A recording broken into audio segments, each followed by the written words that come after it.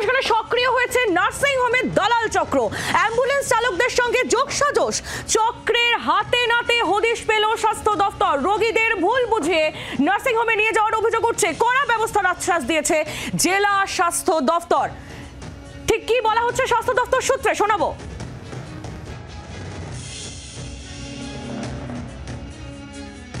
আর গাজল থেকে যেটা আমরা দেখতে পাচ্ছি যে একটা পেশেন্টকে 64 ইয়ার্স ওল্ড একজন বয়স্ক পেশেন্ট ছিল, সে পেশেন্টে মালদা মেডিকেল কলেজে রেফার করা হয়েছিল, কিন্তু সে অ্যাম্বুলেন্সের যে ড্রাইভার ছিল সে পেশেন্টটাকে কিন্তু প্রাইভেট নার্সিং হোমে নিয়ে যায় ইংলিশ বাজারে।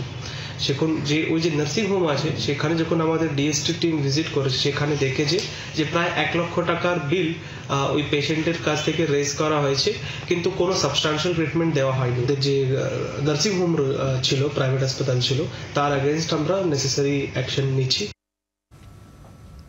মালদার সক্রিয় নার্সিং হোমে দালাল চক্র, ঠিক কি অভিযোগ করা হচ্ছে রোগীর পরিবারের তরফ থেকে, শোনাবো আপনাদের।